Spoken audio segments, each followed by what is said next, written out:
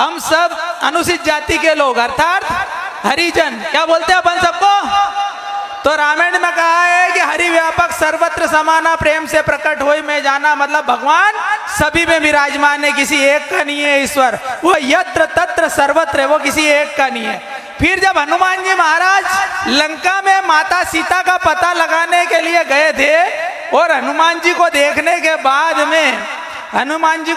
के बाद में सीता माता जब उनको देख के भावुक हो गई, आंखों से आंसू बहने लगे, तो कहने लगे कि हरिजन जानी प्रीति अति गाड़ी सजल नयन पुलकावली बाड़ी। मतलब हरि का जन, हनुमान जी को हरि का जन कहा। हरि का दूत मतलब रामदूत है ना। हनुमान चालीसा में ये दुआ कि रामदूत में मातु जान की सत्य शपथ करुणा निधान की। राम का दूत मतलब हरिजन। हम सब उस भगवान, उस परम पिता परमेश्वर उस हरि के जन है, उसके दूत है। जो लोग हमको छोटा समझता है वो उससे बड़ा नीच कोई भी नहीं है। जो लोग हमें छोटी जाति का समझता है उससे बड़ा कोई नीच नहीं है, कमी नहीं है। हम सब हिंदू है, सनातनी है। एक बात बताओ, भगवान राम के वनवास काल में कितने राजा थे उनके साथ?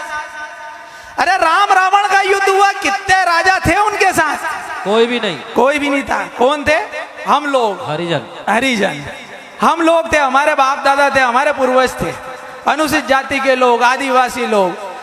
राम भगवान ने सारे राजाओं को अयोध्या में छोड़ दिया था और आए जब चित्रकूट में बसे तो वहां पर भी आदिवासियों के साथ रहे। और आदिवासियों ने बोला कि हम तुम्हें कोई धन दौलत दे नहीं सकते हैं, तो नाथ हमारी यही सेवकाई लिए नबासन बसन चुराई। मतलब हम आपको लूट पाट नहीं रहे, यही बहुत बड़ी बात है, इसलिए इसी को हमारी सेवा समझ लो।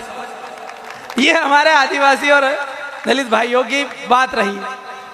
उस भगवान राम का मंदिर 550 साल पहले बाबर ने तोड़ा कि नहीं तोड़ा? अयोध्या में 550 साल पहले तोड़ा।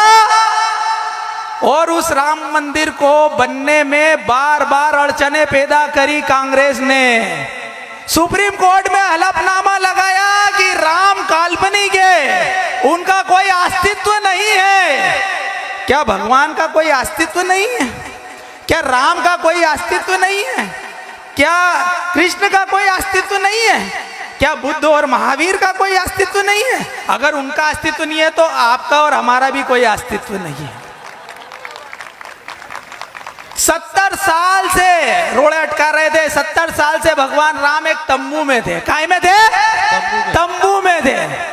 और मंदिर बनाने में लटका रहे थे, झटका रहे थे, पटका रहे थे। मोदी जी आए, क्या करा?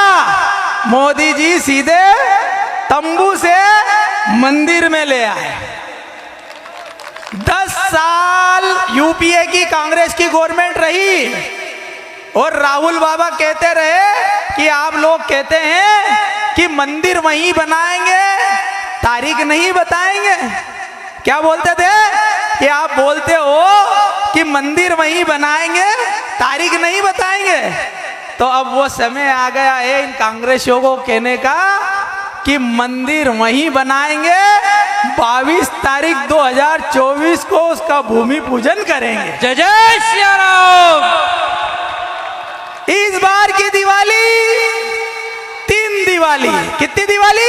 3 दिवाली। एक कल जो परंपरा और संस्कृति के अनुरूप हुई। भगवान राम वनवास काल 14 साल का वनवास वापस करके अपना वनवास काल काट के अयोध्या आए। अयोध्या में आए तो सबने खुशियां मनाई, हर्षोल्लास मनाया। उस खुशी में हम दिवाली मनाते, पूरे हिंदुस्तान में मनाते। और जो भी हमारे सनातन धर्म से, सनातन पद्धति से, सनातन परंपरा से जुड़ा हुआ है, सनातन संस्कृति से जुड़ा हुआ, वो विश्व